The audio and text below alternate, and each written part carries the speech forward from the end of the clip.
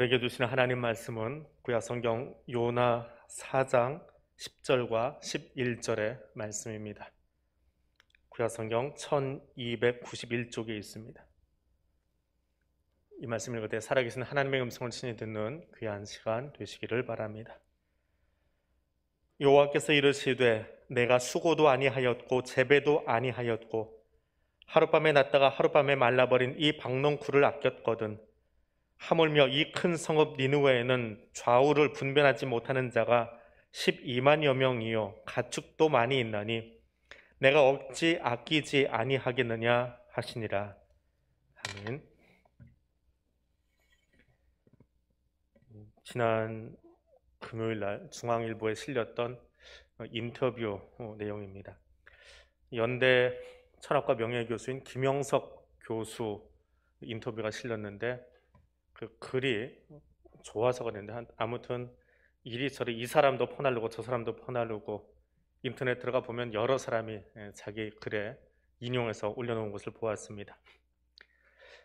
작년에 그 교수님이 지방 출장차 김포공항을 가셨답니다. 근데 공항에 갔는데 발권이 안 되는 거예요. 비행기 표가 안 나오는 겁니다. 근데 이제 나이가 좀 있으시니까 옆에 매니저 한 분이 따라다녔나 봅니다. 그 매니저를 직원이 불러가지고 이 사람 누구냐 대체 발권을 좀 해드릴 이 사람이 누구냐. 그래서 뭔 일 있냐 그랬더니 한 살짜리가 비행기를 930번을 탄 거예요. 1920년생이거든요. 컴퓨터는 네 자리를 인식을 하지 않고 100세 시대라고는 하지만 끝에 두 자리만 인식을 합니다. 20년생이니까 작년에 한 살이잖아요. 근데 한 살인데 930번을 탄 거예요. 나중에 알고 보니까 1920년생인데 컴퓨터 20만 인식을 한 겁니다. 자, 100세, 금년에 이제 102세 되셨는데 100세를 넘어서 한 세기를 관통해서 사신 어른이 인생을 돌아보면서 하신 이야기입니다. 그 주제가 뭐였냐면 하고 싶은데 행복할 수 없는 사람들, 그들은 대체 누구냐라고 하는 거죠. 행복하고 싶은데 행복할 수 없는 사람들. 그 기자의 질문에 대해서 김 교수님은 이렇게 이야기했습니다. 정신적 가치는 모르고 물질적 가치, 그리고 돈과 명예를 쫓는 사람은 행복할 수 없습니다. 그리고 자기를 챙기고 제 이익만 챙기는 이기주의와 행복은 공존할 수가 없습니다. 그런 류의 긴 인터뷰였습니다. 한번 꼭 검색해서 읽어보십시오. 근데 그 기사를 보면서 저는 이런 생각을 해보았습니다. 한국 교회의 그릇은 얼마나 될까? 내가 드리고 있는 예배와 내 신앙의 그릇은 어느 정도일까라는 생각을 해보았습니다. 코로나 직전에 교회가 세상으로부터 받는 거부감 약 12% 정도였다고 합니다. 작금의 교회는 40%의 사람들이 교회에 대해서 반감을 가지고 있습니다. 그리고 그 통계 앞에서 한 목회 데이터를 내고 있는 연구소에서 이런 이야기를 했습니다. 목사들 이제 그만 침묵하시지요. 변명하려고 하지 말고 우리는 잘하고 있다 하지 말고 꼬리 끊기 하지 말고 침묵하시지요 라고 하는 자성의 목소리가 나왔습니다.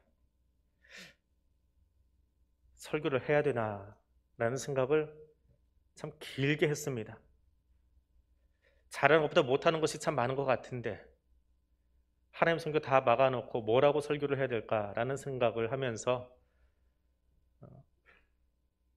여기까지만 하고 내려가 볼까라는 생각도 지난 주간에 참 많이 했습니다. 그러다가 요나서를 들고 오늘 말씀을 함께 나누려고 합니다. 주일 낮 설교로 우리 교회에서 세 번째 이 요나서를 열었습니다. 요나서를 펴고 나서 보니까 재미있게도 3년 텀으로 하고 있더라고요.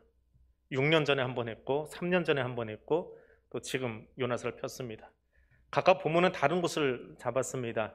한 번은 물고기 뱃속의 이야기, 한 번은 요나가 시작할 때의 이야기. 오늘은 박농쿨 아래 앉아있는 요나의 모습을 통해서 우리를 살펴보려고 합니다.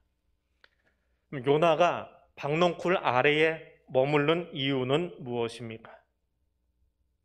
5절에서 성경은 이렇게 적고 있습니다. 요나가 니느웨에 가서 노방전도를 마친 뒤에 성읍 동쪽에 앉아서 자기를 위하여 초막을 짓고 그 성읍에 무슨 일이 일어나는가 보려고 그 그늘에 앉았다라고 적고 있습니다. 자, 박농쿨 아래 앉아있는 요나는 어떤 자세입니까? 뭘 보고 싶었을까요? 말씀대로 살지 않아서 심판이 임박한 니느웨 옆에서 자기를 위하여 초막을 짓고 있는 선지자라고 성경은 적고 있습니다. 망해가는 땅을 바라보면서 하나님 심판 앞에 놓여있는 이방 민족을 바라보면서 선교사 요나, 목사인 요나, 그리고 내가 취하는 신앙의 태도는 무엇인가? 하나님 뜻대로 살지 않고 있는 저 니느웨 땅은 망하게 해주시고 주의 말씀대로 살기 원했던 이스라엘 백성들을 흥하게 해주십시오. 입 밖으로 나오지는 않았지만 그것이 요나의 심정이 아니었을까? 오늘 나의 모습이 아니었을까라는 생각을 해봅니다. 하나님은 그런 요나를 위해서, 어떤 요나요? 자기를 위해서 초막을 만든 요나를 위해서 박농쿨을 예비하시고 요나를 가리게 하셨습니다.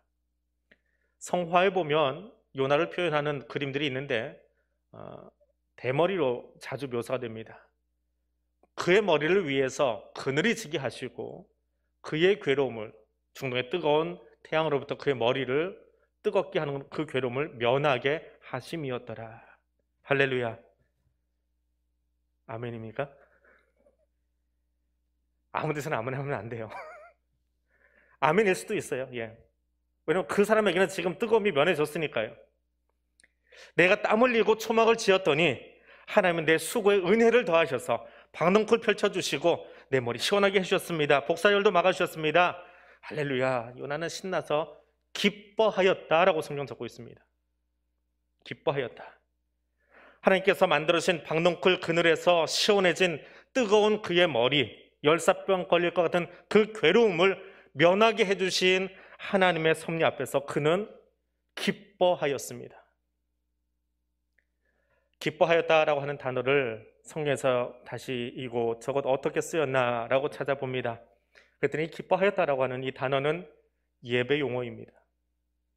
그냥 머리 시원해 좋다, 펄쩍펄쩍 뛰고 있는 쾌락의 즐거움의 내용이 아니라, 조의가 아니라 예배 용어예요. 초막절에 종려나무 가지 들고 기뻐하였다, 예배드렸다. 원수들을 물리쳐 주신 하나님 앞에서 기뻐하며 예배하였다, 다윗의 모습입니다. 무교절 제사 때에 우리를 출애굽시켜 주신 하나님을 기억하며 기뻐하였다, 예배 때 쓰이던 용어입니다. 구약 성경에만 이 단어는 제사와 관련해서 150번이나 사용된 예배 자세입니다. 하나님 감사합니다. 내 괴로움을 면하게 해주시고 내 아픔을 아시고 그것을 벗어나게 해주시려고 이 박농쿨까지 자라게 하셨습니다. 감사의 기도를 드리고 기쁨의 찬송을 드렸다라고 성경은 적고 있습니다. 그 박농쿨 아래에서 기쁨의 찬송을 드리고 있는 요나를 보시면서, 요 나를 보시면서 하나님은 어떤 생각을 하셨을까? 비록 처음부터 순종한 것은 아니었지만 니느웨를 향해서 뛰어 달려가던, 그리고 하나님의 말씀을 전하던 요나 선교사 바라보시면서 하나님은 어떠셨을까? 선교를 마친 뒤에, 노방전도를 마친 뒤에 니느웨 동쪽 동산 위에 올라가서 그 니느웨 성을 바라보고 있는 요나의 찬송을 들으시면서 하나님은 어떤 마음이셨을까? 세상이 망하건 심판대 앞에 놓여있건 뜨거운 내 머리만 시원하면 그만인 요나는 나인 것 같아서 늘 요나서를 읽을 때마다 부끄럽습니다. 세상이 어찌되든 우리는 안전합니다라고 하는 나를 바라보면서 말입니다. 박농쿨의 머리가 시원해진 요나, 그런데 하나님의 머리는 어땠을까요? 하나님의 머릿속은 어땠을까? 오늘 본문에 보니까 좌우를 분변치 못하는 자가 12만 명이요, 그 성읍에는 가축도 수도 없이 많은데 내가 그들을 가슴에 품고 어찌 아끼지 않겠느냐, 하나님의 머리는 지끈지끈 지금 아파요. 말씀을 모르고 죽어가야 될 그 백성들을 바라보고 그 땅에 있는 가축들을 바라보면서 그것 때문에 눈물 흘리고 계세요. 그것은 헤아리지 못한 채 내 머리에 차가웠다 뜨거웠다 한 것 때문에 일이 일비하고 있는 요나를 바라봅니다. 한 선배 목사님이 요나서를 설명하면서 요나가 아니고 요나래요. 나에 대한 이야기래요. 나는 어떤가? 예배 회복을 외치는 교회, 예배 회복을 기도하는 나, 방농쿨 아래에서 어떤 예배를 드렸습니까? 우리 교회는 방역 잘하고 있습니다.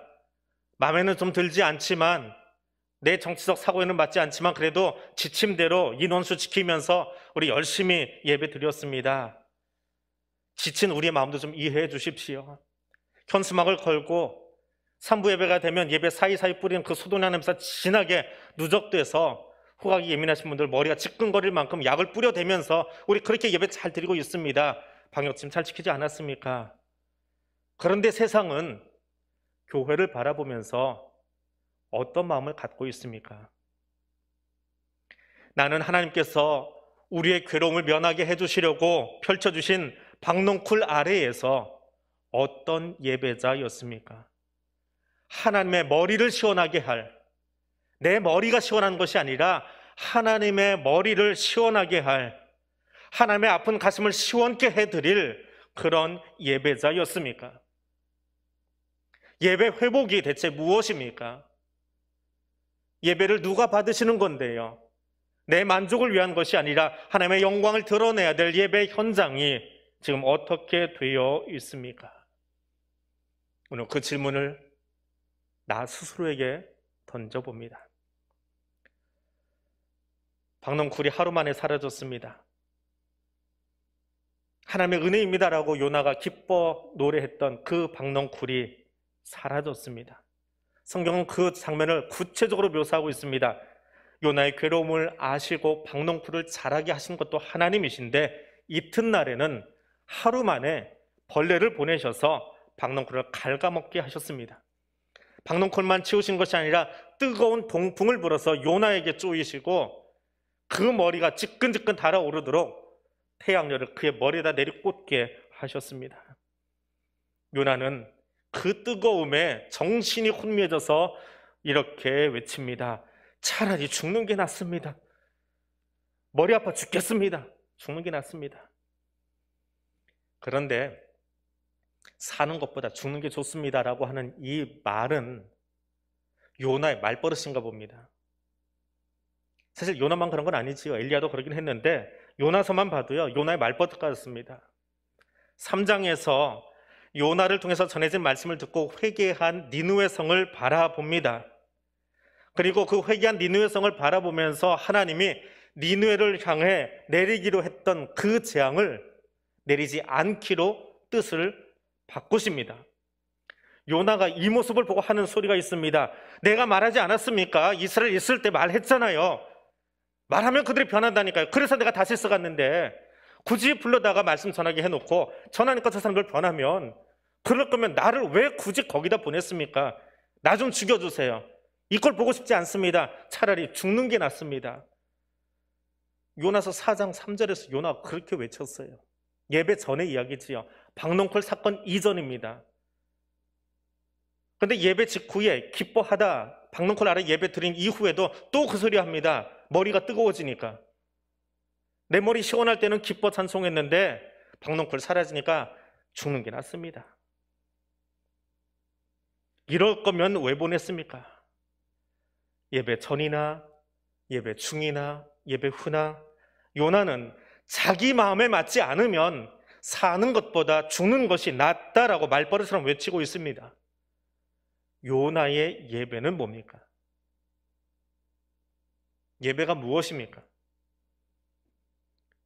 여러분, 이 땅에 사는 모든 것들이 다 끝나는 종말이 와도요, 주님 다시 오셔서 더 이상 이 건물로서의 유형의 교회가 사라지면 우리가 지금 하고 있는 선교도 봉사도 필요 없지요. 천국 가서 선교할 거 없잖아요. 지옥 갈 사람, 천국 갈 사람 이미 다 끝났으니까. 그런데 천국 가서도 절대로 사라지지 않는 교회의 가장 중요한 기둥은 하나 남아 있습니다. 우리가 피조된 목적이요, 예배는 사라지지 않습니다. 예배는 사라지지 않아요. 그 예배의 본질이 무엇입니까? 하나님의 영광을 드러내는 거예요. 나를 창조하시고 구원하신 하나님을 향하여 기쁨의 찬송 부르는 그 예배는 절대로 사라지지 않아요. 예배는 나의 영광을 위한 것이 아니라 하나님의 영광을 드러내기 위하여 드려지는 겁니다. 내 만족이 아니라 우리를 통하여 하나님의 영광 받으시도록 드려지는 것이 예배입니다. 그런데 내 뜻대로 되지 않는 세상사 앞에서 성을 낼 뿐만 아니라 차라리 죽는 게 낫습니다라고 하는 요나의 예배는 무엇입니까? 하나님은 왜 요나를 니느웨로 보내셨을까요? 요나서 이후에 딱 100년 뒤에, 한 세기가 지난 뒤에 하나님은 나홈을 보내셔서 니느웨의 심판을 선포하십니다. 천년이 하루 같은 하나님 앞에 100년의 시간은 얼마나 짧은 겁니까? 100년 뒤면 어차피 망할 땅인데 하나님은 그 100년 어간에 왜 요나를 보내셔서 니느웨에 그 기회를 주셨을까? 요나의 역할은 무엇일까? 지난 주간에 한 친구가 톡에 올려준 내용입니다. 샌디 밀러가 쓴 족한 사랑이라고 하는 책에 나오는 한 대목입니다. 하나님께서 이 세상을 창조하실 때 적어도 세상 한 곳에는 날이 밝고 태양이 떠올라서 누군가는 기도를 시작할 수 있게 하신 것이 아닐까라는 생각을 했답니다. 항상 누군가는, 지구상에는 항상 누군가 한 명은 깨어서 기도하도록 하나님 만드셨다. 24시간 동안 지구상에는 모든 사람들이 돌아가면서 기도할 수 있도록, 릴레이 기도 해보셨지요? 그 기도를 할 수 있도록 하나님이 그렇게 만드셨다. 다시 말하면 날이 밝아서 우리의 차례가 되었을 때 지구 반대편에, 지금 우리가 선교하는 볼리비아는 밤 시간이에요. 저녁 시간이에요. 그들은 반대편에서 자신들을 위해서 기도해 줄 사람들을 믿고 편안한 잠을 자고 있을 겁니다. 그리고 다시 지구가 자전을 계속해서 우리가 밤 시간이 되었을 때에 볼리비아에 있는 선교사님은 눈을 뜨고 그들을 파송한 우리 교회를 향해서 호가는 성도들이 이름 부르면서 기도하며 새벽을 시작하신답니다. 그렇게 하나님이 지구를 둥글게 만들어 놓으신 이유는 우리에게 24시간 동안에 나만을 위한 것이 아니라 지구 반대편에 나를 믿고 그들을 위해 중보 기도할 나를 믿고 편안하게 잠을 잘 그 사람들 위해 네가 기도하라고 우리를 세우셨더라라고 하는 것입니다. 복음이 전해지던 핍박이 심했던 19세기가 아니라 코로나로 교회 위상이 추락해버린 2021년에 우리를 살게 하신 이유, 국경을 봉쇄하고 비교적 코로나 청정 지역이 된 호주가 아니라 사회적 거리두기 때문에 지쳐버린 대한민국에 살게 하신 이유, 강대국 미국이 아니라 자그마한 땅, 그것도 허리 잘려버린 반도 국가에 나를 태어나게 하신 이유는 무엇일까요? 바다 건너 미국이 아무리 정치적 전략적인 이유로 한반도를 눈여겨본다 하지만 여기 사는 나만큼, 2021년 반도 땅 남쪽에 살고 있는 나만큼 이 반도 땅을 위해서 동북아를 해서 더 절실하게 기도하는 사람 누가 또 있을까요?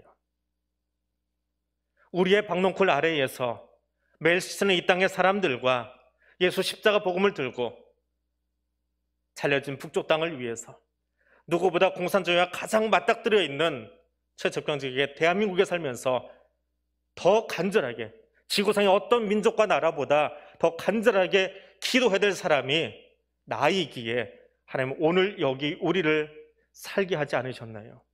그것이 우리의 기도의 책임이고 우리가 예배드리는 이유이고 그것에서 그 예배를 통하여 하나님의 영광이 드러나도록 살아가라고 2021년 이곳 서울 여기 우리를 앉혀놓으신 것 아닐까요? 그러면 우리가 스치는 저 사람들과 철책 넘어 저 북한 땅을 바라보며 중국과 소련 땅을 바라보며 우리는 어떤 자세로 예배를 드려야 하겠습니까? 이럴 거면 왜 보내셨습니까? 왜 보내셨습니까가 아니라 지금 나를 여기 세우신 이유가 무엇입니까? 우리의 박농쿨, 내게 베푸신 그 은혜의 그늘 아래에서 십자가에 달리신 예수의 마음을 품고 예배 드릴 수 있는 그 예배 회복을 기다리는 내가 될 수 있기를 원합니다. 요나를 바라보시는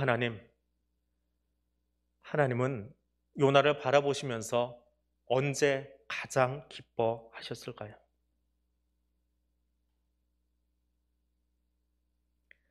하나님은 요나서에 기록된 요나의 삶 전체를 통하여 이미 영광 받고 계십니다.